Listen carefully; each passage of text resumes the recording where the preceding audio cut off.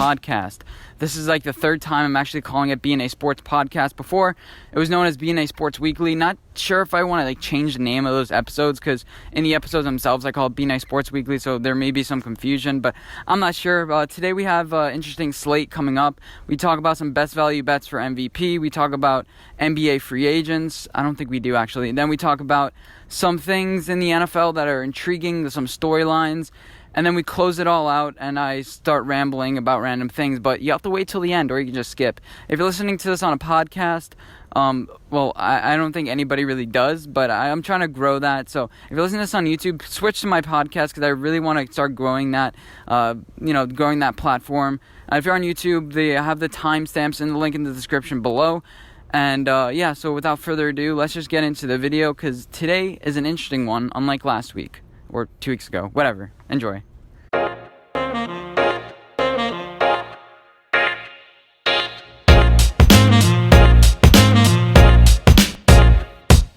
Okay, so welcome to the first segment. Now, I'm not going to hide. I'm going to probably start doing this first segment all the time now, because it is where I was right, where I was wrong. I'm transparent, guys, but I'm going to start where I was right, because I really did say that Gary Sanchez needs to have a breakout year for the Yankees to be really good this year.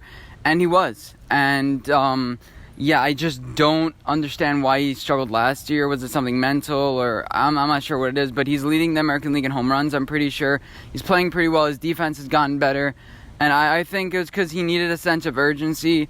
He needed just to put his head down and work, because he realized how big of a piece he was to this team. And without him playing well, this whole team went down. He's a little bit too home run or bust, but, catchers are supposed to be that. They're not supposed to historically, there were never 300 hitters and great. I think the catcher for the Royals, or there's this one catcher that's putting up godly numbers as a catcher as far as average. But, catchers were never that. They were kind of like the strong guys, the guys who gave your team character and stuff like that. And I think Gary is doing a really good job this year, an underrated job. People are looking at other players, but I think he's doing a really underrated job of playing. And he's been a key part of this year. So I said he would. I also said that if he doesn't play well this year, we should trade him. I said only if he doesn't play well this year. But it was smart to keep him. He's part of our long-term future. Just keep on doubling down, Gary. And also where I was right, I said Giancarlo Stanton. I never really liked his contract. Never really liked him. The Yankees have been making a lot of decisions recently of players. We get players not for other teams to get them. That's what happened with Giancarlo Stanton. That's what happened with Edwin Encarnacion. We did that last year, I think, with a pitcher. I'm not sure. I forget. But, so we've constantly just made our team different, so other teams are not as good. And I don't think that's the right way to go about things. I think you get guys for team fit. But I respect Brian Cashman. It seems like it's working out with some players, but Giancarlo Stanton, we had a Giancarlo Stanton. It's called Aaron Judge. Giancarlo Stanton has a weird swing. We're going to have to pay him $30 million a year soon. And then we're going to have to start paying Judge, Sanchez, before they head into arbitration and different things like that. We have been smart with money recently with Aaron Hicks. It's like spreading out the contracts, making them team friendly, and because it's all about culture. And the Yankees have a pretty good culture right now with we just want to win. This is the Yankees. We'll take a pay cut for winning, and I think that's a good motto. The Dallas Cowboys are kind of like that a little bit now, not with DeMarcus Lawrence, but the Patriots are like that. Take less so you can win and be known for legacy. And I think the Yankees are on the right track. We just need to win World Series. If we go the next 5 years without winning World Series, this will be one of the greatest teams to not win at all. There's that. And where I was wrong, because it's I made a lot of bets this week, but I'm not going to mention any of that. I mean, I made so many bets where I was wrong. I'm kind of not confident in my daily betting, so I'm probably going to stay away from daily betting. I bet the Italy women's soccer team. Don't bet out of fandom, because that's what they want you to do. I've kind of learned that, but I still probably will, betting like that. But NBA free agency is tonight. I wish I had this series up later, but NBA free agency is tonight. I said Anthony Davis and Kemba Walker are going to the Knicks. Both never expressed interest. I said that, Kawhi Leonard would join the Raptors. Not sure if I'm right about that yet.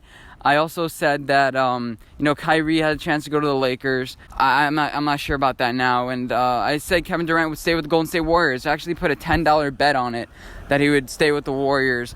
And as this video goes up, he's probably with the Nets. I'm not sure if he's going to wait a couple of days. I don't want to wait until this free agency thing hits, but I can say I was generally wrong. I had Kawhi Leonard staying with the Raptors and Klay Thompson staying with the Warriors. That's the only one I got right, and that was pretty much the most obvious one. But we'll see how the rest of free agency shakes up. So that's where I was wrong. I was really wrong about free agents. It's really hard to guess sometimes about where they're going to go because so many different things happen. I mean, with Kevin Durant, Woj predicted that months in advance that he would join the Warriors, because there were rumblings around. He didn't join the Warriors just because, the Thunder lost. He was thinking about that for months and months. He wanted to create a super team, but that's not the point of this. So rather than keep on rambling on, let's move on to the next segment.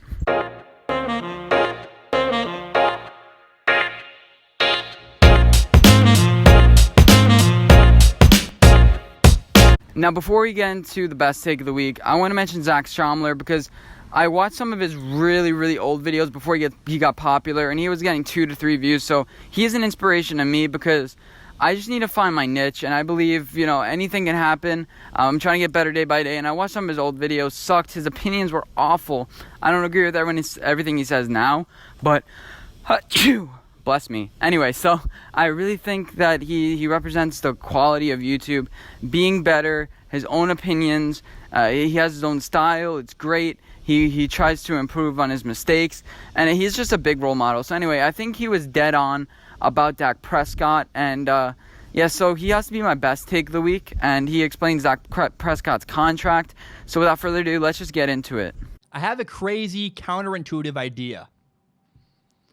I believe Dak Prescott should ask for less money on his next contract so that the Cowboys have more money to hire better players. Asking for less money, long-term, I believe, is going to help Dak Prescott make more money. I'll explain that right now. The NFL is unique. The NFL is it's different from other sports. There's only so much money that can be spent paying your players. I believe Dak Prescott would be wise to learn from another NFL quarterback, Russell Wilson. Let me interject real quick. I do agree with his point here, but I do think Russell Wilson is a different type of quarterback that can lead a team. So I think it could potentially work for the Seattle Seahawks, but I'm not 100% sure it can work even for the Seattle Seahawks. So it working for the Cowboys is even less likely. And he signed a massive contract. He took up a ton of money in terms of the Seattle Seahawks salary cap. Took up a bunch of money, and there's only so much to go around. So Russell took a big piece of the pie, and it left less pie for everybody else on their roster. And since then, Russell Wilson has not had as good a teammates around him. It hurt him. It hurt his career. He's had a bad offensive line. It caused him to get hurt. He's winning less, and there's not good people around him. Russell Wilson got paid. Congratulations. But that giant contract crippled their franchise and cost Russell Wilson wins in his career and probably cost him an injury or two. It caused an injury and maybe cost a couple years off the end of his career. He wanted a giant contract. He got it, but it hurt his career. But taking $20 or $25 million a year allows for the Cowboys to spend more money getting him better teammates. And that means more wins, winning more games. And winning more games means endorsement deals. This is private money straight from companies. Hey, promote our yogurt. Be in our commercial. We'll pay you money. The NFL salary cap's not involved. Doesn't affect the Cowboys' bottom line. It means the Cowboys have more money to spend on players.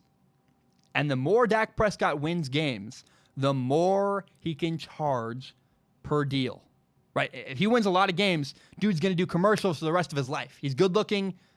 He's well spoken. He could do commercials forever if he's the Dallas Cowboys winning quarterback. That brand is, and right now he is, by the way, he is. But Dak Prescott's had a lot of help. He's had good teammates around him.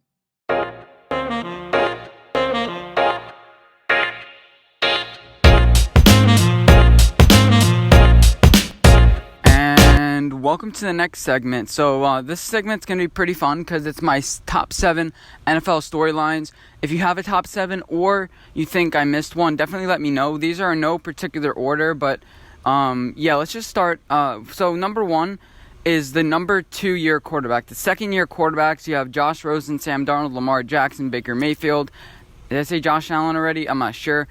Josh Rosen, whatever. That's one of my favorite storylines because, usually quarterbacks make a big jump in the second year, and some quarterbacks like Josh Rosen are a completely new system, and Sam Darnold too, because now you have a running back, you have a little bit of a better offensive line, and then you have teams that switch their, coaches like the Jets, like the Browns, and then you've had kind of like consistency and kind of doubling down and surrounding them with pieces, kind of like what you have with Lamar Jackson and the Raiders and Josh Allen and the Bills. So I think this is really intriguing to see which kind of quarterback steps up if there are multiple, but which one kind of steps up, maybe makes the playoffs, because none of these quarterbacks did make the playoffs last year besides Lamar Jackson, but I think Joe Flacco put them in a good position to succeed. And Lamar Jackson did do a lot. I'm not really taking any credit away from him, but a lot of these quarterbacks, they had a pretty good rookie years. They had classic rookie years.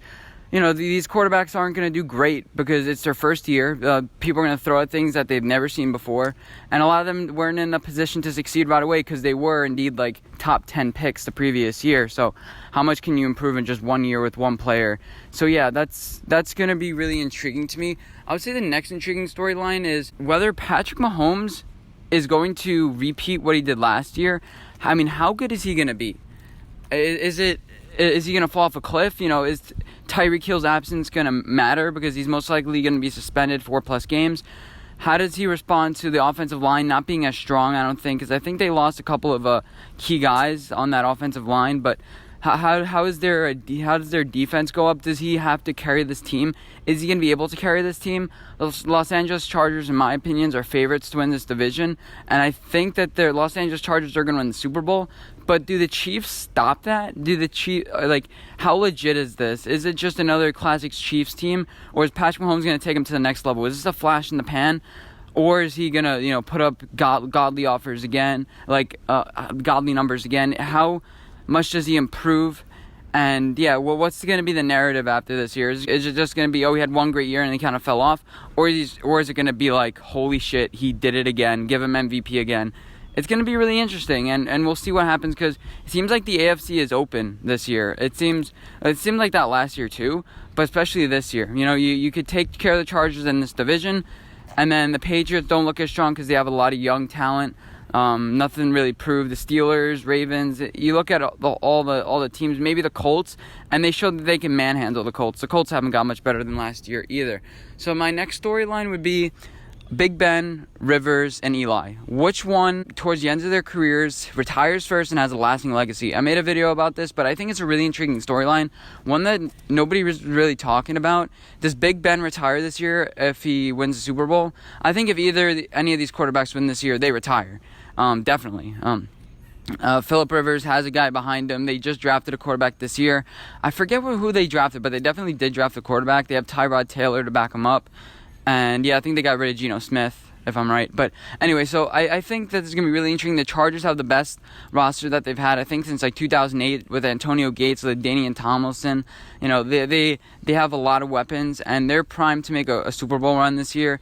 Can they avenge last year? And then Big Ben, can he grow up? Well, not really grow up, but can he lead this team? Can he do it without Antonio Brown?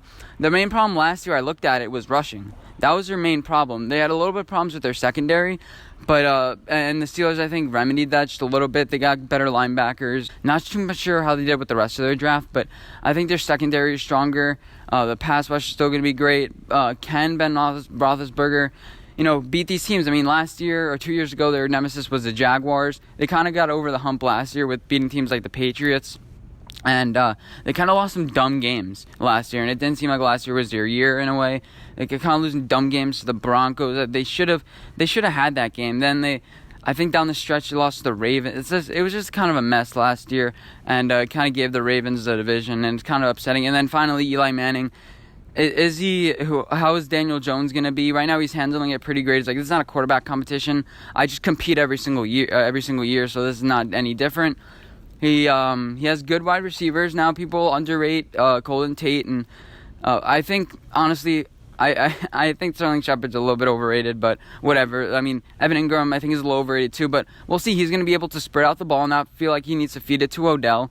Over the past couple years with Odell's injuries, he's gotten used to a life after Odell. We have some young defensive talent now, and Julian Love, and our corners are going to be legit this year. I think just iron sharpens iron. Just compete to get be the best. Then we'll have Janoris Jenkins off the roster by next year, and then the only weakness I see is our linebackers. O'Shane Zimenez and Alec Ogletree are good. I mean, Alec Ogletree kind of padded its stats with only 2 good games last year. But we have players like Marcus Golden, we have Jabril Peppers, and as you can tell, I know way more about the Giants than any of these other teams. But I'm looking at this roster, and a lot of teams are counting this Giants team out. What made our team good was defensive players. I was looking at it, and all the years that we played really good, the defensive player was our greatest. There's a stat called AV, and our defensive player has always been the number one guy when we've had a really good year. And besides that 2011 year, because Eli that was prime Eli, and prime Eli is gone. And last year, if you're wondering, Saquon Barkley led in AV, so that's why we weren't good. We need a defensive player that dominates. When we went to the playoffs that one year, Landon Collins was our highest AV player. Anyway, so let's go on to the next storyline, because I really think it's the Hard Knocks and the Raiders. There's a lot of AFC West teams I'm mentioning. Does John Gruden kind of get this year just to sell tickets, or is he serious about competing this year? Does he try to get a number 1 overall pick and replace Derek Carr with Justin Herbert? How does Derek Carr play? How do all these personalities match with Vontaze Burfict, Richie Incognito, Trent Brown? And I think the Raiders' offensive line is going to be improved, which should help Derek Carr. People forget how good Derek Carr actually was in the narrative that he had, MVP candidate, kind of like what happened with Carson Wentz. Derek Carr has a lot of comparisons with Carson Wentz as opposed to the narrative, but it's just that Derek Carr has a new coach. John Gruden is rough. He had John Gruden's QB camp itself. John Gruden's really knowledgeable. We'll see this year whether it's about performance, getting ready for LA and getting ready for a new quarterback to LA, or whether this team is ready to compete. How do they navigate this tough schedule? Are they able to beat the Chiefs and the Chargers? We'll see, and I think that's going to be very, very interesting. I can't really say much more about that. But next, okay, so I was going to do multiple storylines for this one storyline, but I have to mention this NFC North is going to be so interesting. I already put a bet for Matt Stafford to win MVP because I think it was good value, but I just don't know. This division, it's the most confusing to me, in my opinion. So you have the Bears, first of all. Mitch Trubisky. Is Matt Nagy, is it just all smoke and mirrors? I watched some of it, and it is kind of, Matt Nagy's a brilliant offensive mind, and he navigates Seattle really well in that one game, the second week of the year. But is Mitch Trubisky going to be, towards the end of the year, he kind of fell off, and that's because defenses start figuring you out. Is Matt Nagy going to have enough, or is Mitch Trubisky going to fall apart? Or if he can't rely on Matt Nagy anymore because people are figuring out their scheme, is Mitch Trubisky going to be able to beat teams with his arm? Only problem I see with this team is their running back. They got rid of Jordan Howard. Jordan Howard was a solid rock that can run through players. They don't really have that type of guy now, but their linebacking core is ridiculous. Their secondary is still ridiculous, even though you lost Adrian Amos in the offseason. You brought in HaHa Dix, and their defensive line is pretty good too. And I think this team is just talent everywhere, and this team has potential to be special. Also, the Green Bay Packers, young defense with Rashawn Gary and a bunch of pieces that they brought in. I forget, Darnell Savage at safety, So this defense has been building for years and years through the draft, slowly but surely. Is this the year that they emerge? Or is Aaron Rodgers going to have to do anything? Who is Aaron Rodgers going to throw to? How does that whole dynamic work with Matt LaFleur? Is there a running back? I forget their running back's name. I should know. I think Mason, I don't know. But I don't want to say names. But, how does he deal without Randall Cobb this year? Who's he going to throw to? That sort of thing. And with Minnesota, is Kirk Cousins going to win big games? He has 6 primetime games this year. Is he going to be able to win those big games? Is he going to sacrifice stats for good play? They have a new offensive coordinator this year. Is their defense going to fall off a little bit like they did last year? Last year they barely caused any turnovers. They were pretty good on third down, but I think that this defense could legitimately improve from last year, even though they were still a top 5 defense. They still went 8-7-1 last year. It's not like they were horrible. And yeah, so this Minnesota team, I don't know what to make of them. They have a more improved offensive line that should give Kirk Cousins more time, and this is the year for him. Last year, you could say the offensive line, the defense wasn't as good, but this year they kept players like Anthony Barr. They got rid of Sheldon Richardson. He's on the Browns now, but this defense, I think, is still pretty legit. And yeah, and then you finally have the Lions. Matt Stafford's second year in this offense that's kind of like, Matt Stafford, his entire career, it was used on rhythm. It was used on passing 40 times a game, but now he's passing more like 20 to 30 times a game.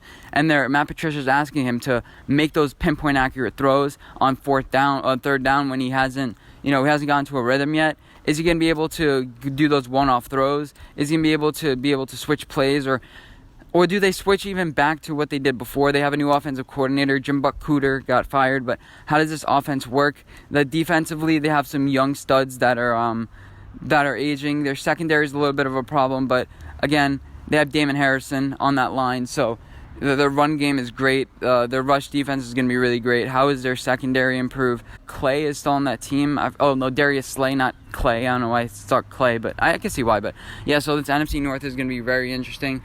And yeah, I think this is the last one, maybe the second to last. New offensive geniuses. How does it work? Does Sean McVay, with the whole Jared Goff thing, does Sean McVay improve Jared Goff? Matt Nagy too with the Bears. Zach Taylor with the Bengals. Cliff Kingsbury with the Cardinals. Is the offensive genius a new way to go, or do we realize that defensive coaches like Bill Belichick, Mike Zimmer, do defensive-minded head coach make a return eventually, or is it actually the official rise of the young, handsome lads who take over the league and with their offensive geniuses and kind of make players who aren't as great into better quarterbacks seem like they're better than what they actually are?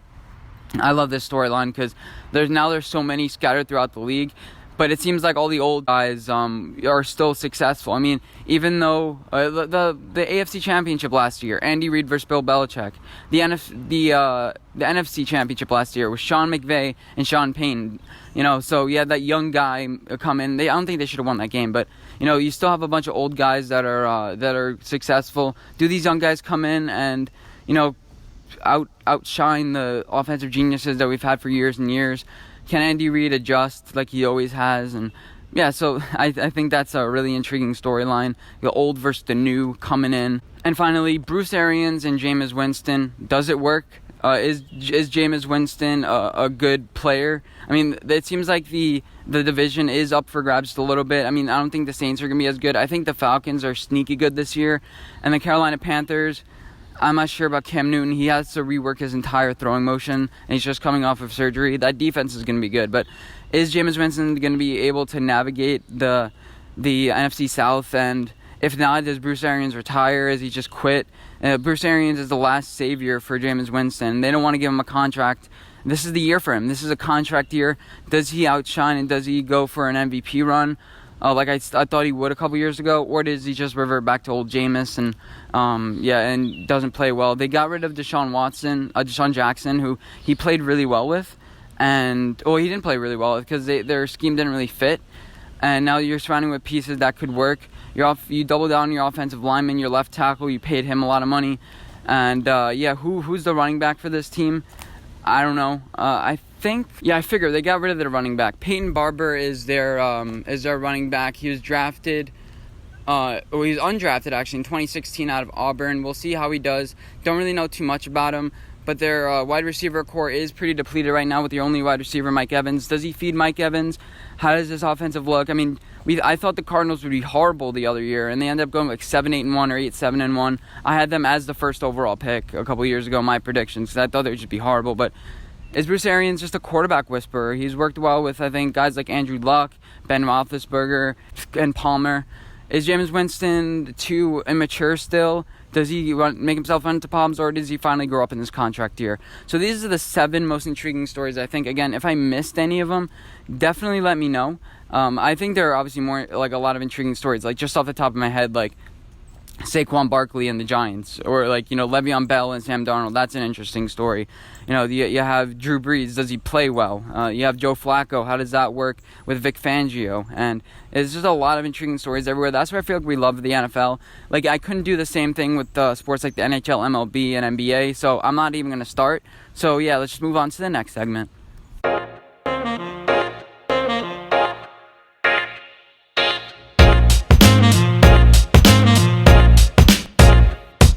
and welcome to my hot take of the week, brought to you by Okay, I can't really think of it. I usually think of something off the spot. Couldn't really think of something this week, sorry, but my hot take of the week is that LeBron James makes it harder for himself for some reason, and I don't know why. So with the Miami Heat, the first time he joined them when he made that big announcement with the Cleveland Cavaliers, he showed his personality, the beginnings of his personality. He wants big. And with the Lakers, now we saw this year, he couldn't deal with it. It was one of his worst leadership years, kind of his whole body language, like, I'm going to get rid of all you guys. Wasn't really a father figure to anybody. I guess he enjoyed Alonzo somewhat, but, he's a guy who wants to pick his pieces. He has no emotion. He's like, it's strictly business. It's basketball. It's it's LA. I want to film. It's all about him, and he's not. I don't think he's much about team. Now LeBron James works well with like shooters. He worked well with Ray Allen. He worked well with a bunch of J.R. Smiths, but he got frustrated with J.R. Smith. He wants veterans because LeBron James, the most he can stand is like guys making mental errors. He just can't stand it. J.R. Smith, you saw how frustrated he was. He wants veterans to not make mistakes. That's why they brought in Rajon Rondo with that Lakers team.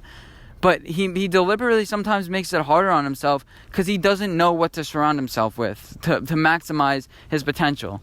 So that's why now he's going to target three big stars. He's not good recognizing talent with small players. He just wants guys that he can work with. He thinks he can work with veterans that don't really make a lot of mistakes, that kind of doesn't get in his way. He's going to be like, okay, I'll just lift the team. I'll work with what we've got in a way, kind of. I'll just bring in a bunch of players that have a lot of years. And he doesn't have time right now for all these young players. That's why he got rid of Lonzo. I think he liked Lonzo, but he especially his body language last year. I can't stress this enough. He didn't have great body language, not playing defensively, kind of all about me, Los Angeles. And that kind of was brought about, I think, by, I don't know, once we left Dwayne Wade, he kind of changed. He's kind of like, now that I won this championship, I'm the greatest. After he won the championship in 2016, I'm the greatest. And he deliberately felt like made it harder on himself. No, this is not taking away from LeBron James' greatness. I looked at the stats, and Kawhi Leonard, people were like highlighting how good he was this year. LeBron James did that 3 separate times in just the past 10 years with the stats that Kawhi Leonard put up. And he lifts the entire team, but sometimes he makes it harder on himself. And then he's like, he looks at everyone else and just like, I feel like I'm Skip Bayless now, but he looks at everyone else and says, you know what? It's their fault. It's their fault. It's like, no, you chose what players you surrounded yourself with. You picked all these veterans that can't shoot a bucket because they never learned how to. You don't realize that you work well on ball and you distribute to guys who can shoot. And so right now LeBron doesn't have patience. Last year was a bad year for him. Like I said, when this video goes up, we'll most likely know whether Kawhi Leonard goes to the Lakers or not. I lean towards no. I'm recording this on Sunday morning when you're seeing this, so I'm guessing he's not going to get Kawhi Leonard. But it's big three. It's Chris Bosh. It's Kevin Love. He tries to make these big three teams and tries to maximize his chance at a championship, and sometimes it doesn't really work out because he doesn't keep into effect how is this team going to work well together? With draft, you want to draft the best player available, but with stars, sometimes you can't really figure it out because there are multiple egos. There are a lot of things that go into building a championship team. I don't think LeBron James fully understands how to do that yet. He's more marketing. He's always been like the big decision with Miami, and I've kind of been all around with my thoughts here because I don't really know. It just kind of stresses that LeBron James is just a confusing guy. Does he want to win championships or does he want to be big? And we've had to question that over the years, and I think LeBron James has only brought it upon himself. And he needs to work. He needs to work on parts of his game right now. Free throw shooting. He needs to shoot 100 free throws. I'm not questioning his work ethic. I'm questioning what he's focusing on in the NBA. Is it winning? Where is he right now? And now I think going into this season, he's quiet now. He's focused. He's driven. He wants to win. He wants his legacy to improve because he realized it took a hit last year. And rightfully so, I think it took a hit. So that's my opinion about LeBron James. And there wasn't really too much of a hot take, but I think it just needed to be said. And it was a little bit of a rant, but let's just move on to the next segment.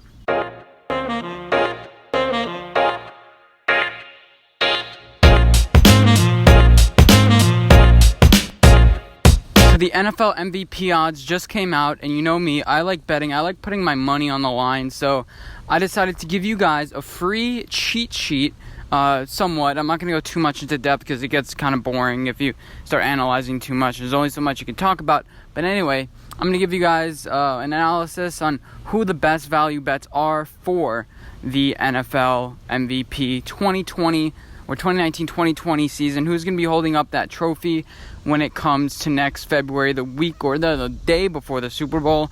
And yeah, so first of all, I'm going to have a couple of rules for who's going to win the MVP. First of all, you have to have a winning team. If your team is 8-8, if your team is 9-7, it's going to be really hard for you to win MVP. That doesn't really happen. You have to have a historic season, and the odds are very low. So what we're going to start off with is we're going to use my updated power rankings based on how good do I think they're going to be, their ceiling, their floor, and we're going to talk about how good the team can actually be, because there are some teams that have lower on my power rankings that I think could have a really high ceiling, and then there are teams that, like the Titans, for example, I don't think they're going to go 12-4. You know, that even though they might be higher than a couple other teams, I do think that they're not going to be as successful, or their ceiling is as high, so I'm less confident in them. My other factors has to be an interesting storyline. It has to be, like last year, a lot of people wanted to give it to Drew Brees, and they were kind of forced at the end of the year to give it to Patrick Mahomes. Everyone wanted Drew Brees. They loved the story, never won an MVP. Team is historic, most yards all time. They wanted to give it to him, and they almost did. It was really close. Then the last couple of weeks towards the end of the season ended up not happening. And also, your team obviously needs to make the playoffs. And you have to be the reason why your team is good. They're not just going to give it to a player on a team that's kind of like, you know. And yeah, he kind of did it. No, you have to be the reason why your team. And it all depends on the year before, too. If the year before you were great, and the year after, you were just as good, there has to be some big change, either in wins or in stats, and with an emphasis on wins. We saw Drew Brees, all of a sudden, they started winning games, and even though his stats weren't as good as they said before, he got it. Matt Ryan, you look at his MVP season in 2017 compared to 2018, he actually did better in 2018, minus the wins. So, stress on wins. You're valuable if your team wins. If you have all these stats and your team doesn't win, how valuable can you be, you know? Okay, so now let's go through every single team in the NFL. Now, like I said, I'm not going to make it too boring with, like, sleepers and, every single team, because I know you're just going to skip to your favorite team, and nobody really cares about every single team. So we're going to keep it brief and keep it a little bit entertaining for everybody. So number one on my power rankings was the Los Angeles Chargers. They should be the favorites going to the Super Bowl, and actually they're my Super Bowl pick this year. Maybe a little biased in how I ranked them number one, but this is a biased list since it is power rankings. But so what's the storyline going to be? I mean, the defense, you have Joey Bosa, you have a couple of role players on this defense, some young up-and-coming players, not too star-studded, but if it's going to be anybody, it's not going to be Melvin Gordon, it's not going to be any of their running backs, it's going to be Phillip Rivers, who has another outstanding year. He had an outstanding year last year, and I can definitely see him being an MVP candidate this year, because he was probably a top 5 this year.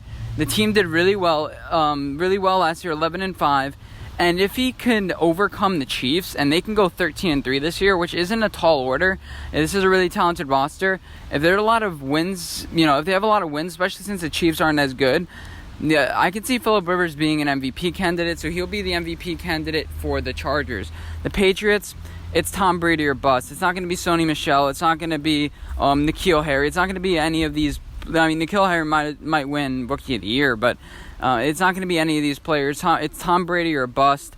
You have a lot of young talent on this team on both sides of the ball that Bill Belichick is going to have to do. They lost their defensive coordinator. Now they're going to lose their GM, even though Bill Belichick was pretty much a GM the whole time. But it's going to have to be Tom Brady, and he's 42 years old. They may not want to give it to him. There's a little bit of, Tom Brady kind of sickness. I don't know, fatigue, Tom Brady fatigue in the league, so I'm not sure if they're going to want to give it to Tom Brady. Next, I have the Chiefs, and the only player that can win it for the Chiefs, I think, is just Patrick Mahomes. You look at the defense, he added Frank Clark, And usually defensive players, if they're really, really good, you have to add them. It's only going to be a couple players that I'll mention later. But it's going to have to be Patrick Mahomes again. Giving it 2 years in a row is a tall order, and he's the favorite this year. So imagine what he's going to have to do this year to exceed what he did last year. I mean, the odds are pretty good because, he did lose a lot of players. It's not like they're coming back with the same exact flipping team. It's different. And if he can do it 2 years in a row, it will be special. There's a little bit of a story to that, like, oh, look at this kid. This kid's special, He might not have Tyreek Hill. He has Kareem Hunt. Well, he lost Kareem Hunt. And he lost a lot of guys, but I think there's still a writing on this team that, like, they're still good, So, number 4, the Bears. In order for them to be successful, Mitch Trubisky is just going to have to not mess up, and this defense is going to have to, even though they had a lot of turnover, and even though they lost defensive coordinator Vic Fangio, they're going to have to be good again. And now a couple of candidates for this team, Bryce Callahan, obviously Khalil Mack. Your linebacking core is star-studded. You brought in Clinton Dix, so it's going to have to be Khalil Mack. If it's anybody on the team, it's Khalil Mack. He didn't win the defensive player because Aaron Donald just went completely off last year, almost set some records, and he was just really, really good, and like a really good Rams defense that lifted them up. Even though, as much as you want to say about the offense, Aaron Donald was the leader on this defense. Khalil Mack, if he can take this team to the next level, and I think that they can make the Super Bowl. So this team, if this defense can be great, I think Khalil Mack could be a great value. Obviously, I haven't checked the odds yet because that's the point of the series. I kind of just give you my initial thoughts before going into it. Because if you start looking at the odds, I mean, I scrolled a little bit through them, and I don't remember anything. I was like, you know what, I should make a video out of this. But number 5 on my rankings, I had the Colts. Now, Colts, it's just Andrew Luck. I don't see any other player getting on this team. I mean, they have a good running back situation with Marlon Mack. You added Justin Houston to this defense, and there's no stud on defense where it's like, I'm going to give it to that guy. The thing is, you have to be a good quarterback on a good team. That's what's going to happen. Andrew Luck had a bounce-back season last year, and he was kind of a little bit underrated going into the playoffs, so there's a little bit of that. There's a little bit of like, oh yeah, we don't realize how good Andrew Luck can be. He has to overcome his injuries now. Apparently, he's not participating fully in OTAs, which is good, so he can stay healthy throughout the season, but it also may be a bad sign. Like, you know what? He may just be one of those guys who's just perennially injured his entire career, even though he's a great quarterback. Now, he's a little bit overrated, and there may be a little bit of writing on the wall. But the Colts, they're primed to make a Super Bowl run this year. They're primed to win the division. Remember, they didn't win the division last year. They had to play that wild card game against the division winner Texans. And, yeah, so if they can do it, especially with the Jaguars being really good, I think they'll be able to give it to him. Next, I have the Eagles, Carson Wentz. Can he fill Nick Foles' thing? Can he be a leader on this team? That's going to be the story for this team. That's going to be the reason why they're successful. Can he recreate what he did in 2017 where he was a MVP? He would have won MVP. Can he do that? Can he live up to his big contract? Now, he's the man. He's the guy for this team. He's their future. Can he live up to it? It's big shoes to fill. I'm not sure if he can do it. And it's a big question. Cowboys, I think it's Ezekiel Elliott. That's the main factor on this team. I'm not sure if Dak Prescott will have his contract or not by now, but it's going to have to be Ezekiel Elliott kind of ground and pounding it. And maybe they may give it to Dak Prescott because, he made some big plays. But the thing about Dak is he's not accurate. He's not an accurate guy. If Amari Cooper can help spread the field a little bit, but Dak Prescott, he's going to have to be just consistently good throughout the year and be big in big moments. And if this team can play really good, yeah, I'd say give it to him. I mean, he did win Rookie of the Year, not Ezekiel Elliott. Remember that. Always remember that. It wasn't Ezekiel Elliott who won Rookie of the Year. It was Dak Prescott. Ezekiel Elliott was Offensive Player of the Year. So Ezekiel Elliott is always known as a second guy. But if Ezekiel Elliott can have a historic 2,000-yard season like somebody I'll mention later, he's going to be the story of this team. So that's the main thing. And the defense is just really good. There's no leader. You can say Lawrence, you can say Jalen Smith, you can say Van Der Esch, but I don't think any of those guys are going to have superior seasons. So it's like, oh yeah, you have to give it to this guy. It has to be pretty much clear and obvious. And unless you're Aaron Donald, they're not going to give it to a defensive player at all. So next, I want to mention the Packers. Even though Aaron Rodgers and Matt LaFleur are, clashing, I mentioned it's because their wide receiver core. Aaron Rodgers cannot trust anybody on this wide receiver core, and he's going to have to run the table. He's going to have to come up and be stoic. He's going to have to defy the odds and do it. It's not going to be any of his targets. I mean, his running game is weak. The defensive players, I mean, there's just all role player. Like, there's nobody that stands out to you. It's going to have to be Aaron Rodgers. And I think it's a tall order to do, but there's an opportunity if he defeats the Bears. If it's like a huge bounce-back season, it can illuminate it. It can make him shine greater than ever. So I give Aaron Rodgers a really good chance to win it. He's healthy now, even though he's been playing with injuries over the past couple years. I think Aaron Rodgers can potentially be an MVP candidate this year, and he'll be the only player. If the Packers, like in one of my simulations, goes 13-3, I mean, who else can you give it to? Aaron Rodgers, like he'll cement himself as, you know, one of the best players of all time. And if he can go on some Super Bowl run, I mean, it would be a good story. And this team has the potential to do it. Then again, they do have the potential to be pretty bad and go 6-9-1 again if they tie. But, you know, 6-10 again. They have the potential to be one of those teams. But I don't think so. I don't think they're going to do that. I think Aaron Rodgers has a pretty good season under a rookie head coach. You'll see, oh my God, look how much he had to overcome all these wide receivers. It was just him, you know.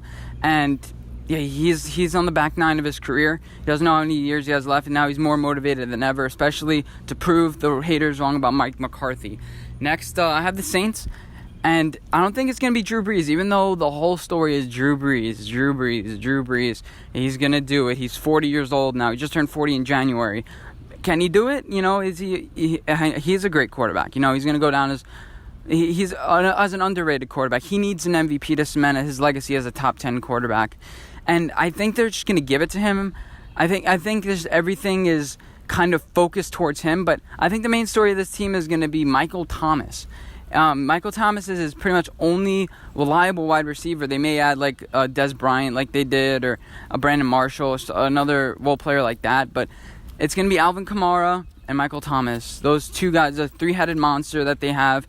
Can they do it? And if it's, I think Michael Thomas is going to have an extraordinary year, a historic year, continuing on what he's been doing over the past couple of years. But it's really hard to give it to a receiver unless it's like running back. I mean, it goes quarterback, running back, and then wide receiver on offense. Obviously, not going to give it to an offensive lineman, but you know, it's going to be extremely hard to give it to anybody in the Saints because there are a lot of expectations this year, but the writing is kind of on the wall for Drew Brees, so it's kind of like they're giving the award to him before the season even starts. Kind of like 2 years ago felt like James Harden's year in basketball. You know, it may just be like the writing's on the wall. This guy, he's due, you know.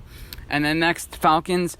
It's going to be hard to give another one to Matt Ryan unless he has a historic year. I mean, even though they've been down over the past couple years, he's going to be put up the same stats, and it's going to be the whole thing. It's going to be the running back mainly that's going to do it. I don't think Freeman is going to play well, and this defense is going to have to step up with their secondary, but I don't think there's going to be anybody like a corner that's going to be that good where it's like 10 interceptions where they're going to give it to him. Even though Jarrett and Vic Beasley may have an outstanding year, I don't think it's going to be enough for anybody, so I highly doubt Matt Ryan will get one. But I think Ben Roethlisberger, he hasn't won one yet, kind of like with Phillip Rivers. I mean, well, without the Super Bowls, Phillip Rivers hasn't won really any Super Bowls. Actually, he hasn't won a Super Bowl, but, you know, is it Ben Roethlisberger's year to finally win an MVP? You know, he's more motivated than ever, kind of like Aaron Rodgers, to prove everybody wrong. Mike Tomlin's a little bit on the hot seat. Antonio Brown left. Nobody wants to play with him.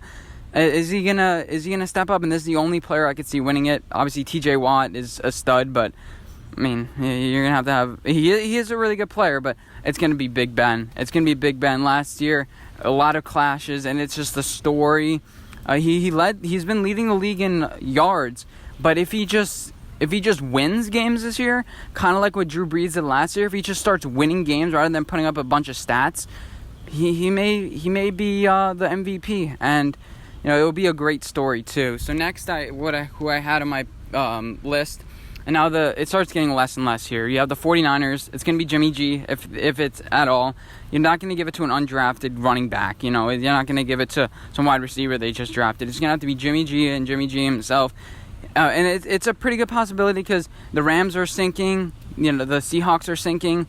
And if he can establish himself as the best quarterback in this division, which is going to be really hard, but if he can establish himself as that, and he's going to grow and be great and come out, he's probably going to win comeback player of the year, if anything, so it's going to be kind of hard to give him an MVP and comeback player, kind of like Andrew Luck last year, but if he can be really, really good, and you have Mike Shanahan. Now you have some weapons. You have a good offensive line, better than what Nick Mullins had last year, and even Jimmy G had last year before he went down. I think he could win it. Next, I have the Rams in my power rankings, and it's Jared Goff is going to have to adapt to his scenario. He's going to have to adapt with what teams are going to give to him. Teams know how to solve them, and Sean McVay is going to have to make Jared Goff. So the MVP of this team is going to have to be Sean McVay. You may want to give it to Aaron Donald, but he had a really good season last year, and he won defensive MVP. So you may okay, he played just as good. There's no quarterback that really stood out, and you might give it to Aaron Donald, but I really don't see it because how much higher can you go than the Super Bowl last year? I'm not sure. And yeah, so that's my opinion about that. The Browns, it's Baker Mayfield or bust. You can give it to Odell because it's oh yeah, he was the player that they added. He was the infinity stone that they added, and this is going to be a great offense. But it's going to be Baker Mayfield, his leadership, his abilities to overcome a bad offensive coordinator, a bad coach. He needs to be more of a cerebral quarterback and more, he needs to double down on his abilities. I mentioned this in another segment.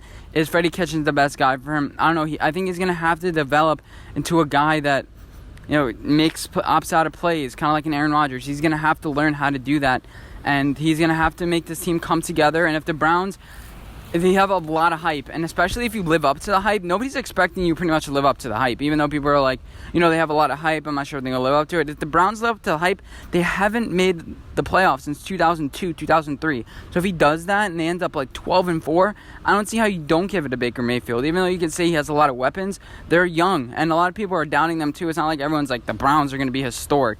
A lot of people are rooting on Pittsburgh too. So it's not like all the betting odds are on the Browns, even though they're a top 5 team to win the Super Bowl this year, even though they haven't made the playoffs in forever.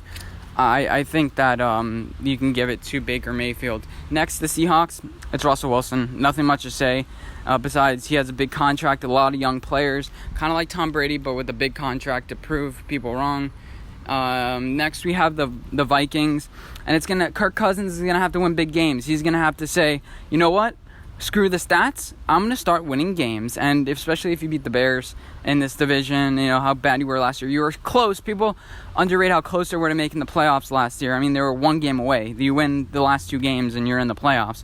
The Eagles barely snuck in. But, the Vikings, you instead of throwing 35 touchdowns, 6 interceptions, you throw more like 30 and 8, but you add 3 or 4 more W's in that win column. The stories might change for you, and that's an amazing story. Next, I had the Broncos, and it's gonna have to be Von Miller. I don't think anybody from this team is actually gonna win MVP because this is a tough division. I don't think they're gonna be able to overcome it. Next, we have the Jaguars. It's gonna have to be Foles. As much as you say this defense, but the defense is going to have to trust the offense to be good, actually. So Foles is going to be the reason why this team is good. I mean, the defense, they're just going to do their thing.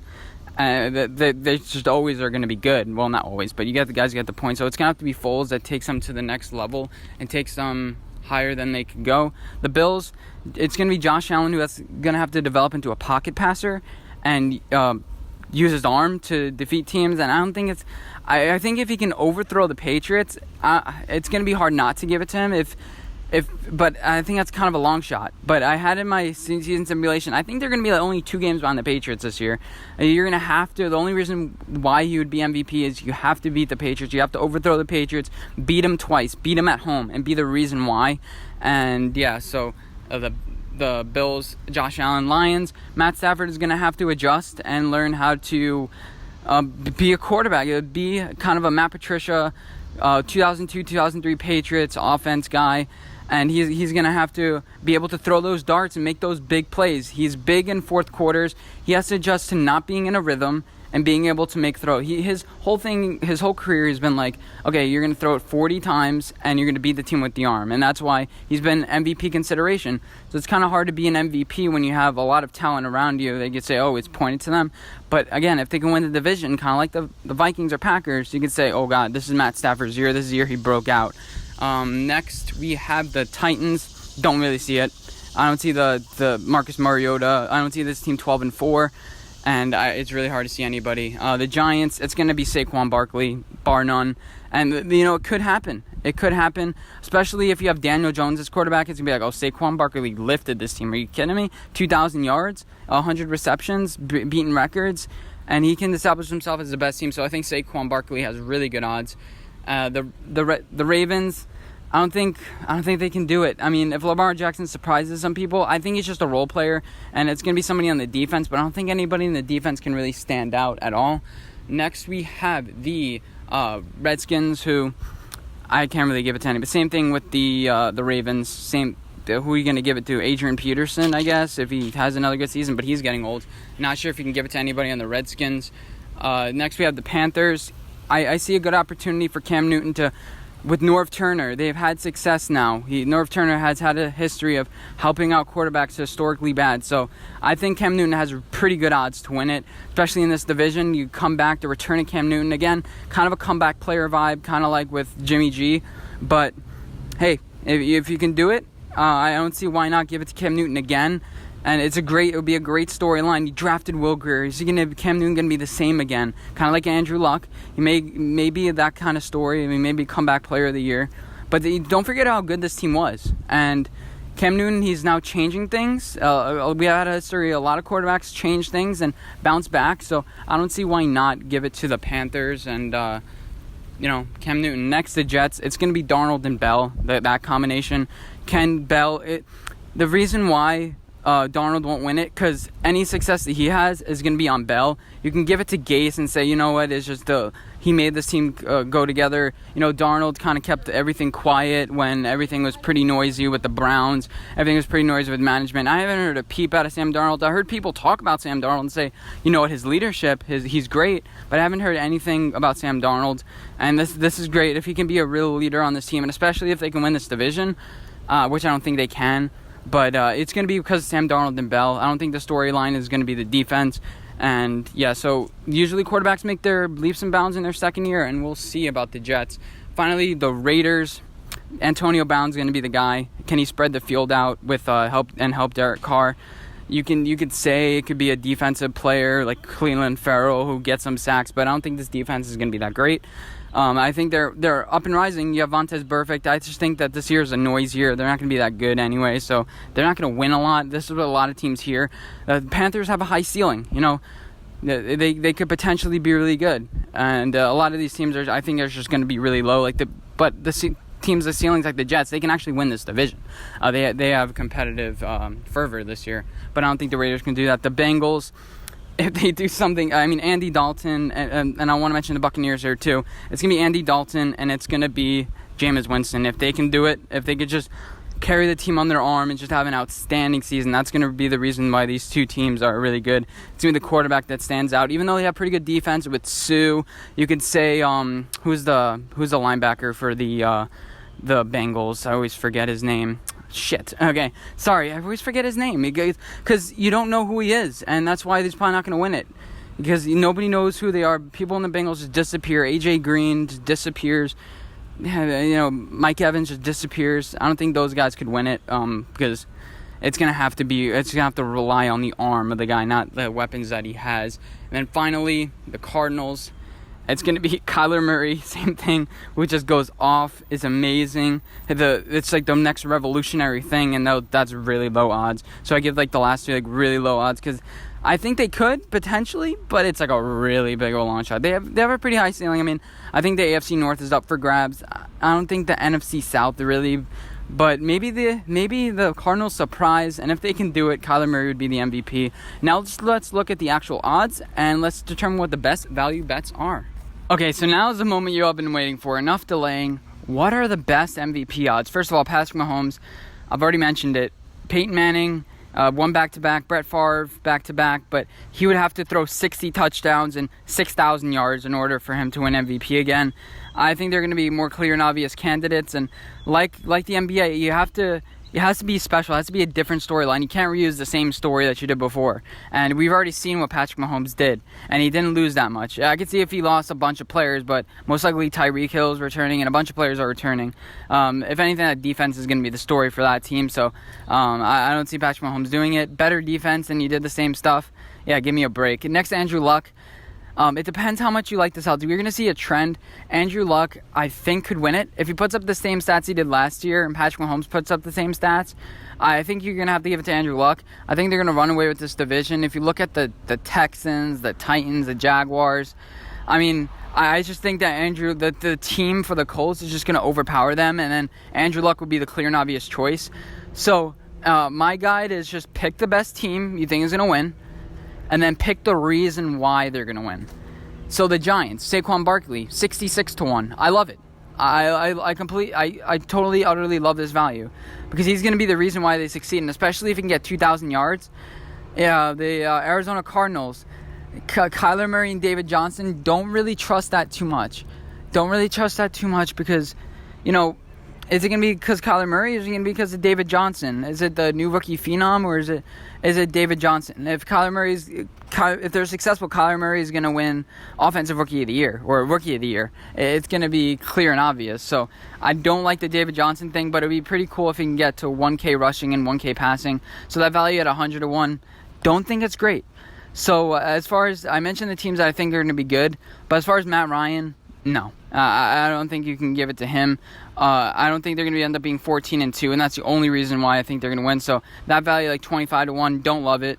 Values that I do love, Jimmy Garoppolo. They can win this division back from the Sean McVay and Jared Goff, the team that just went to the Super Bowl. Love that value. Russell Wilson, great player, but I don't love the value. I really don't. I think he's going to be playing with scrubs and little kids. And I do not like Russell Wilson's value, and I think that's around 10-1 or 15-1. Values that I do like: Phillip Rivers, Ben Roethlisberger. I just think Phillip Rivers and Ben Roethlisberger, even though Ben Roethlisberger has had a little bit more history of actually winning, if they can actually win this year and if the wins come along with all their stats that they've been putting up, I don't see how you don't give it to them. I think that's a really good storyline, especially if the Chargers can dethrone the Chiefs. If the Steelers can regain their dominance in this division, if they can beat the Browns, if they can beat the Ravens, that type of thing. And so I love these two values. They're on 50-1 and 40-1. Love it. The Panthers, I don't really believe in them this year, so that's why I'm not betting Cam Newton and Christian McCaffrey. You can bet multiple players if you want to. Like if you see multiple guys at 40-1, I probably will bet Phillip Rivers and Ben Roethlisberger. Because between one of them, I think one of them is going to win MVP, honestly. Tom Brady, I think they're just going to run too much on the running game for him to be a 10-1 favorite. I don't know. Aaron Rodgers, I think this is pretty good value. I do. Especially if they can dethrone the Bears. That first game I think it's going to be played at Soldier Field. But that first game is going to be so valuable to the MVP race. Whether Khalil Mack dominates that game, and it's kind of like a throwback to the first game last year and the Bears get their revenge for that first game lost last year, or is it Aaron Rodgers returns with Matt LaFleur and whoever their wide receiver core is, Devontae Adams, and I can't even pronounce it. Like when I read it, I can't even pronounce their names, but apparently they're good. My friend's like, oh yeah, no, these guys are good, but yeah, so I kind of like Aaron Rodgers or Khalil Mack. If the Bears end up 14-2, Khalil Mack is going to win that MVP, and at 100-1, that's great. There's only a couple of players that can win MVP. There's Khalil Mack. I wouldn't say Aaron Donald, and Khalil. I was trying to squeeze three when I was really thinking about it. A corner is probably not going to win MVP unless the thing is with defense, it's luck. The ball falls right in your lap.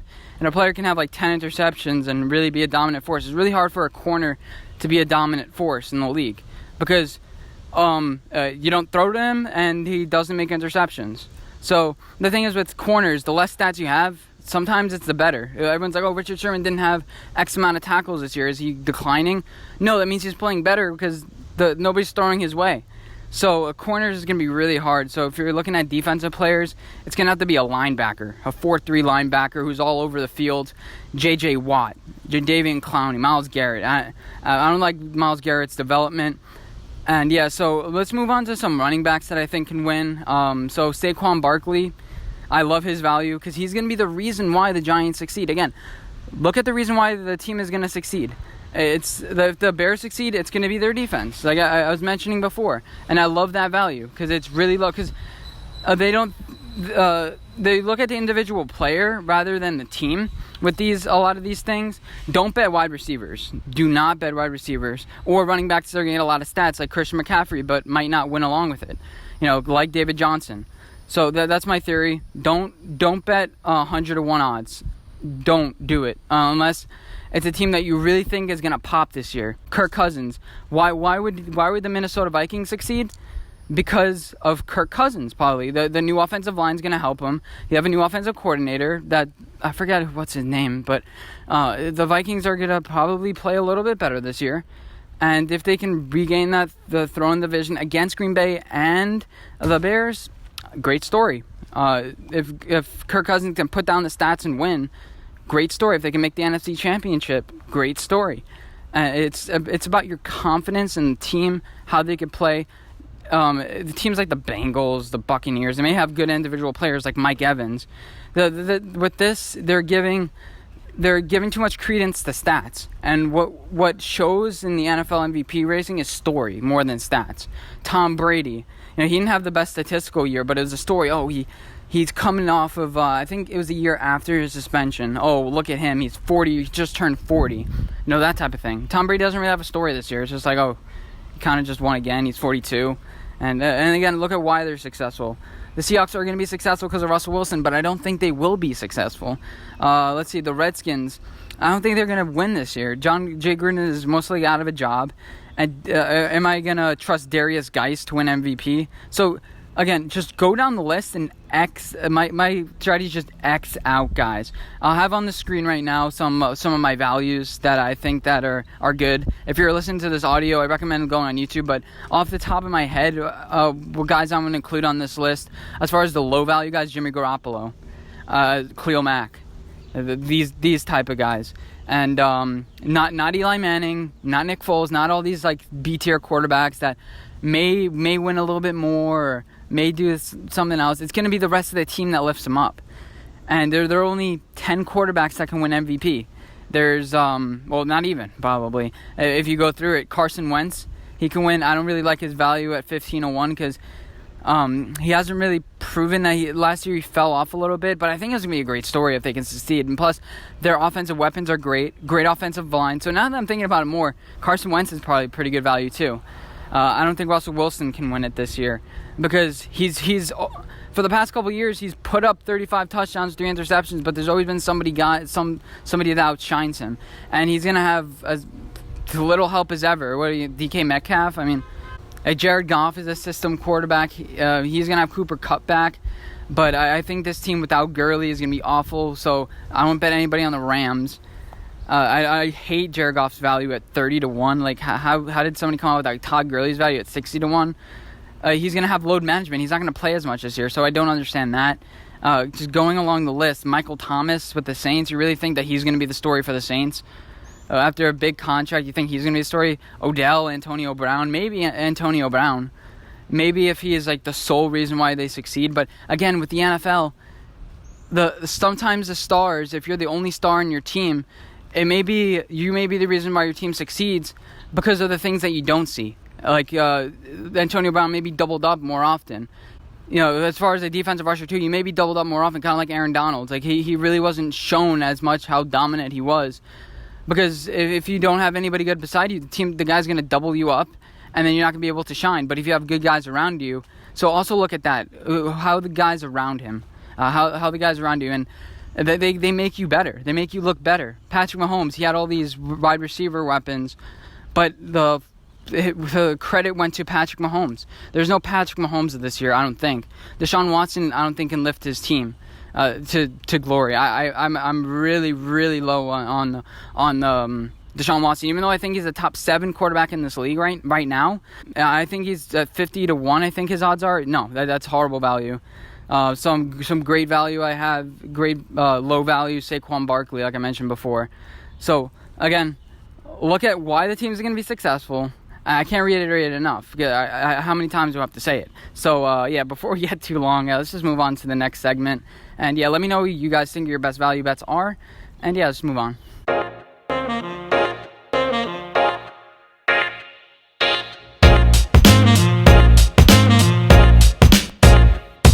So trust is really important all over the place, in relationships and in sports, like I'm going to mention, with your friends, in school, trusting your teacher to give you the right grades, with your friends, trust fall. If you go down, you got to trust them that they'll stick behind you no matter what. That's what true friends are. But in sports betting, you need some trust. You need to have some trust to actually, to put you money on the line. If you're putting your money on the line, you better as hell trust it. Unless it's some 1 to 100 thing, and you think, oh, it's just the odds are, I like the odds or whatever. But there's some certain things with betting you could trust. If you bet it every single year for 10 years, you're going to make a profit. That's my pretty much criteria for this. So I'm going to make a list of the top 10 teams I trust. And this is going to be mainly strategized towards a regular season, just to be good every single year. I'm not saying that they're going to win it every single year, because in any given year, teams like the Giants, teams maybe like the Eagles, I just mentioned 2 teams in the exact same division, but some certain teams may have a great year, but I don't trust them to make it to that point. But if they do make it, great. But I'm going to mention some teams and a top 10 list actually of what I think, how I trust them, and I'll kind of rank them, but it's in no specific order. Number 1 is obviously the Patriots. I'm not going to go from 10 down, because I don't know why people do that. I mentioned number 1, the Patriots, straight off. Whether the Patriots are going to be good every year, no matter who they have as quarterback. The Patriots are going to be good. They're going to win the division this year. I think the Bills have a legitimate shot, and they're the only team I think that has a legitimate shot in this division. But the Patriots struggle in the beginning of the season, because that's when offenses thrive, and they're a mainly defensive team. But I think that the Patriots are going to be good again this year. I mean, don't count them out. Don't count them out. I don't think they're going to the Super Bowl this year. I feel like the same as last year with them. I don't think they're going to be great. I said last year that they'll probably have 10 wins. They had 11. But the past couple of years they had 13. But this team is mainly centered around their coach, next man up. And they know how to get their guys. They scout these guys. It's been so long that they know what type of guy they're looking for. They're looking for Chase Winovich was the most Patriot-like draft pick I've ever seen. Most Patriot-like white linebacker, tough, strong, from Michigan. That's exactly what the Patriots are. Good value. The Patriots just get rid of assets before they fall too much and get the most you can out of them. Trade a year early rather than a year too late. The Patriots are going to be good every single year. Next I want to mention is actually the Toronto Raptors, who just won the NBA championship. But people forget, they were good for years and years. Good management, good coaching. They were really good. I trust them to make the playoffs. I trust them to be good. No matter who they have, just good coaching, just a good overall support team with the fans, with everything like that. I trust their decision making. They knew how to construct this team to win. A lot of people were counting them out, and they ended up proving people wrong. So the Toronto Raptors, I trust them to be good every single year. These are just the teams that I trust the most. Obviously, there are teams that are pretty good, but they're never going to really amount to anything. Next team I want to mention, let's just shift to the MLB. Let's mention the Cardinals. Because every single year, no matter what, they're good for some reason. And that's why this year I thought they'd be really good, but for some reason they're performing just as good, even though they got so many more players. But I trust the Cardinals. They're just next man up, just play really well. They have a chance to make the playoffs every single year. If you bet this team for 10 years straight to make the playoffs with their odds, you'd make a profit. You definitely make, no matter how good or how bad they are. The Cardinals are just a historically good franchise. They're well run. They're probably the number 2 overall franchise behind the Yankees in MLB history. Well run. No matter who, Matt Holliday comes up, Paul Goldschmidt they have now, Albert Pujols, they got rid of him. But the Cardinals are just a well run franchise. They win every single year. They know how to construct a team, and I don't know what it is about them, but they're just good every single year. Now with the rise of the Cubs, it's kind of suppressed how good they actually were. How the rise of the Brewers kind of suppressed how good they actually were. But people forget how good the Cardinals were for a while, especially in the early 2000s. Next, I want to mention the Astros. They have the best farm system, and they're the best team in the league. Well, they're probably top 5 right now, but fully healthy, they're the best team in the league with their pitchers and everyone together. Jose Altuve is playing bad, and somehow they're still in first place. I had the Angels actually. I had the Angels above the Astros in this division because I was like, the Astros have to take a step back, right? Well, no. I thought they would.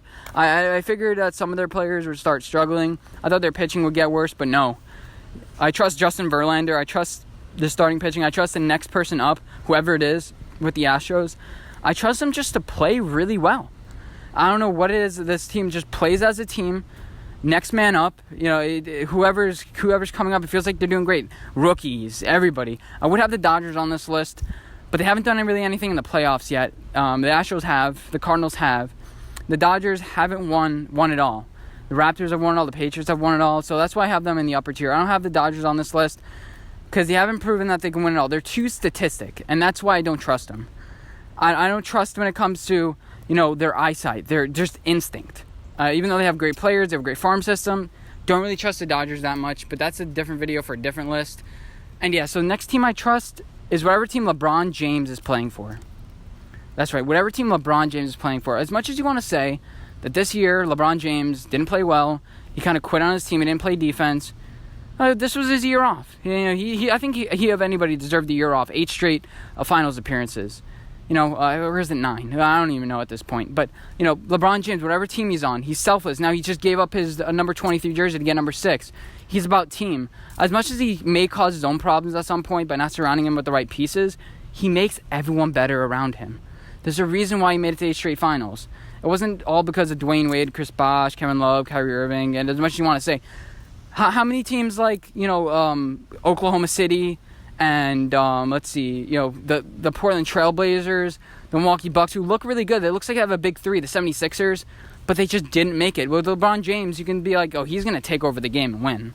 Let's just move on to the next one, because I think it's the Spurs. With the Spurs, every single year, Greg Popovich somehow brings his team to the playoffs, 20 straight years.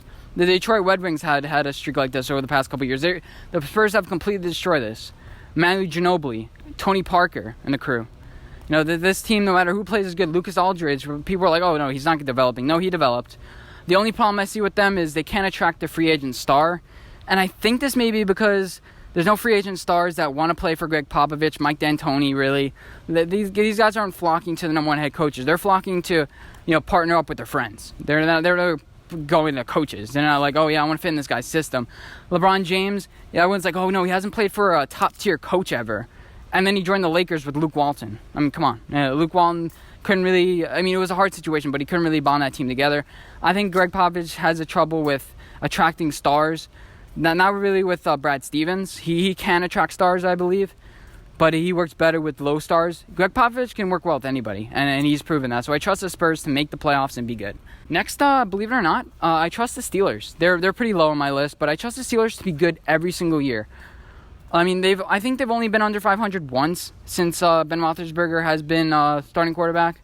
How many teams can you say that for? Teams with like Drew Brees, they went 7-9, 7-9 for multiple years.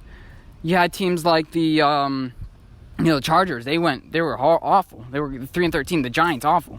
The different things like that. Matt Ryan, 7-9. But Steelers every single year, their off year, they went 9-6-1, and they were half a game from making the playoffs. People forget how close they were.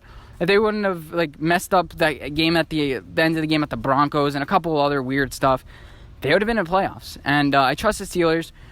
Kind of a little bit noisy. There are obviously some reservations. That's why they're a little bit lower on this list, even though I'm not considering it really a ranking. But, the Steelers are going to be pretty good this year again. And I trust them that they're going to be good. I trust them that they're going to win the division. TJ Watt. And then they have Devin Bush. The secondary is a little bit weak, but it definitely improved from last year as these guys get older. And then their offensive line is great. It feels like they pick a 6th-round wide receiver out of their ass every single year. I'm not sure if that's, Ben Roethlisberger making them or whether that's just them being good at scouting, but I'm not sure. But the Steelers are number probably 7. I think the 7th team I mentioned. Next, let's move to hockey because there's a couple teams that I trust to be good every single year. The Nashville Predators are one. They made it to the Stanley Cup a couple years ago. Couldn't win against the Penguins. But I trust them every single year to make it to the playoffs. I trust them to be around 100 wins. Pekka Rinne, don't trust him as a goaltender in the playoffs, but Forsberg, they had PK Subban for a little bit, but I trust this team to be good every single year, no matter who they have. They're going to be good. There's teams like the Blues, the Avalanche, great one year, suck one year. The Flames.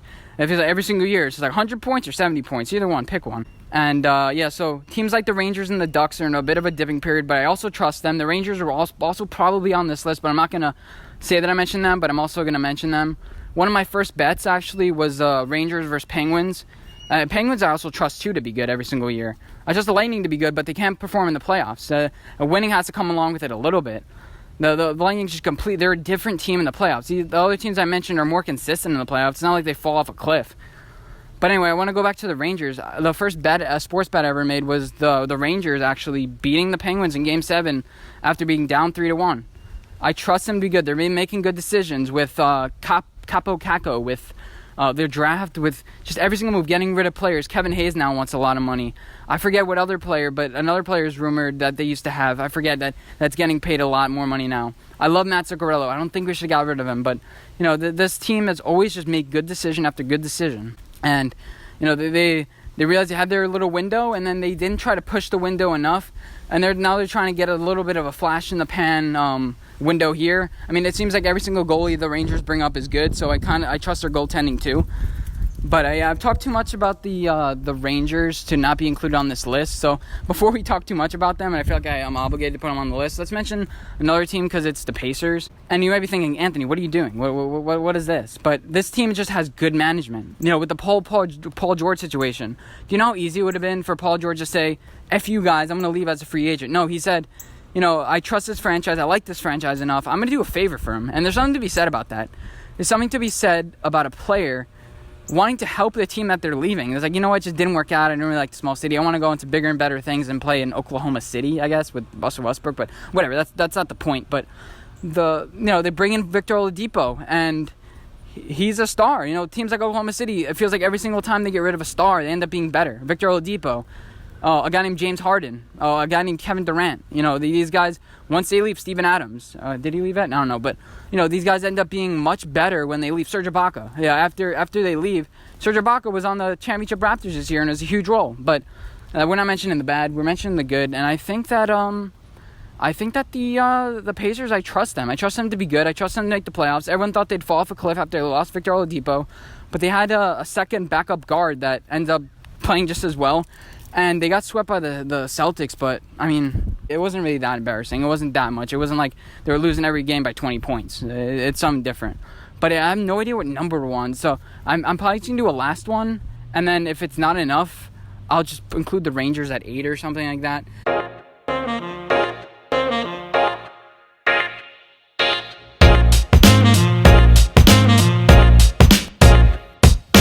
And congratulations, you made it to the final segment of this podcast. And the sun's actually setting in real life, so it's kind of a little bit metaphoric. But anyway, so this is the segment where I kind of just give you like my overall thoughts, what I'm thinking at, where my head's at. And I want to thank you guys for all the support you've been giving me. Obviously, it wasn't as great as it was in March. I knew I was going to fall back, but I told myself at this point, I'm like, I know it's not going to continue, so I'm not going to just burn myself out. I'm going to enjoy it while it kind of lasts, and then we'll kind of do a steady build. I knew I uploaded 2 videos. I'm like, this is obviously not going to last. But I definitely want to do more of those scripted videos because those are really fun. I just need to figure out what to do. And I've been doing like more research and things with like what fan bases are the most active, what fan bases want to hear things about their teams, and what fan bases are most active. The Lakers, anybody who likes the Yankees, those are really active fan bases.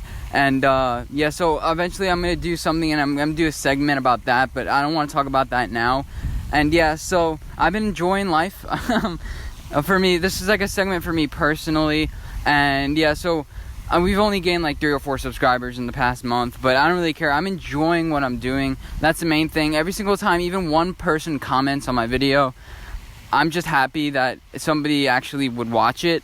And it sounds cliche, but sometimes my brother goes up to me and he goes, why do you just title it differently and put a different thumbnail? And I need to get better at that.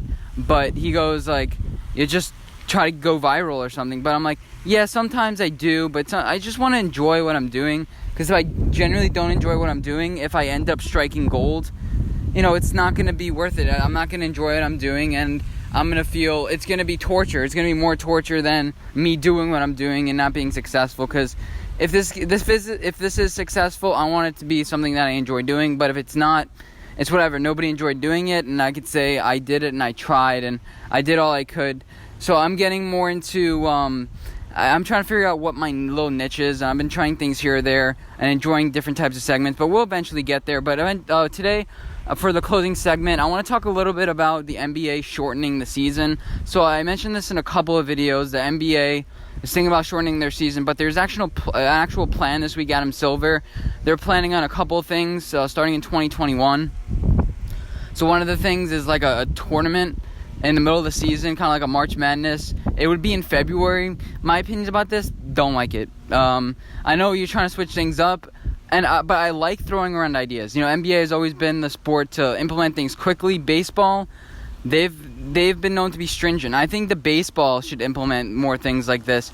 Actually have like a 1 year for like the 150th anniversary of baseball, or the 200th anniversary of baseball, and try something different. Do like a lose or die, win and you lose kind of tournament. I wouldn't mind if the NBA did this sort of idea like every couple of years, but every single year you're just asking these guys to play more and more basketball. And I agree that nobody likes watching basketball. You don't really get good ratings during the season, but you have to play these games. These games are important, and yeah, it's what gives the NBA a steady source of revenue. So I don't think you leave that. As far as the idea of playing for the number 1 draft pick, I love it. It allows teams to towards the end of the year start building camaraderie, and it shows who the better teams are. If you're a bad team, why am I gifting you with a bad player? You should be motivated to play well. And if you just miss the playoffs, that hurts way more than being the worst pick. Like if a team's the last pick, the first pick of the draft, they're excited. But if somebody just misses the playoffs, they're really upset, and that's because, we're not going to get a high draft pick. We're not good enough. There's a multitude of reasons, like you being so close. But if you're the first overall pick, you knew you're going to be the first overall pick for months and months. Well, the NBA draft lottery, it's a little different, but people are jumping up and down when they're the number 1 pick. And I think it should go to a better team. And that's my shifting belief. I really didn't believe this in the beginning. I don't even know what my opinion was before, but I think that this is a good idea. Don't shorten the NBA season. I think it's a battle for attrition. The MLB, I say shorten the season. You have to create a little bit more of intensity, because teams already know they're going to be out. But with the NBA, I say just shift when the league starts. Put it in October and make it a little bit longer. Give guys a little bit more rest. But I don't think they should have like this Gold Cup tournament. Maybe every like 10 years. Maybe 10 years to have like, we're gonna change it up. And I think that we're in the league of interesting. NBA is in the league of talking about the sport. And eventually, year after year, you have to adjust to people's wants. As much as I used to do rants all the time when in my early stages of YouTube, where I just complain about things, complain. Cardi B sucks. Well, she wasn't out then, but this rapper sucks. Eminem is the best. Kind of just saying all these rant opinions. But there are people that like these things. As dumb as you think that things are, I've started to grow a respect for somebody offering something to somebody that makes it useful. Like I did a K-pop rant, and I mentioned in the video, I'm like, it may just be me, but I don't like it personally. And I was kind of shifting my beliefs. Before I'd be like, I would just yell at the camera and do different things like that just to try to get views, and it was kind of fun. But I was immature as a kid. I didn't realize, people pave their own paths. You just got to find what paths people are paving. Sports betting. 4 times sports betting is in the black market than actual in the real market. So you have to find these things. Drugs. It's all black market, but they realize legalize marijuana, and this can be a money thing for people. So find out the paths that people are paving for themselves, and then do it. People pirating movies and stuff. So now all streaming stuff is free. Just pay, the 1 monthly fee. Behind a paywall are starting to become less and less popular because there's so many content things out there. So more and more people are doing things for free. Netflix, they're starting to up their subscription price because they know everyone just shares Netflix accounts. The people are still going to pay for the Netflix accounts, and then you just spread out the money a little bit more evenly. So the NBA has to adjust to people's changing opinions, people's changing attention spans. I don't think they should shorten the games themselves. I think it's 12 minutes is fine. 10 minutes per quarter. I like the college basketball format because the game does move along a little bit well. I think that's why college basketball is pretty popular, because March Madness, 2 20-minute halves. It's over really quick. Each basketball game's over like an hour and a half, 2 hours. It's just like, whoa, man, that was it. And yeah, so that's my opinion about that. Let me know what you guys think. Should the NBA shorten their games? I like some of their ideas. I like the ideas that the NBA is throwing around.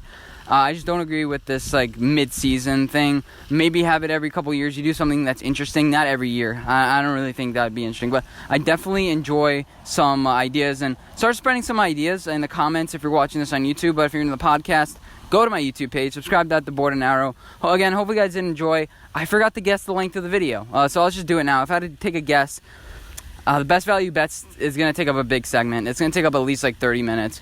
And I'll probably edit it down a little bit more so it doesn't get as boring, because I'm probably going to talk about the same things over and over. So I'm going to guess 109.49 for the length right now, not the beginning of the segment, for the one right now. Because, yeah, so 109.49, that's my guess. Last week I actually got really close, and I kind of on purpose made it a little bit closer. I'm like, yeah, it was only like a minute off, so this one's going to be a little bit on the shorter end. Actually, no, like a medium one. But yeah, I hope you guys did enjoy this podcast.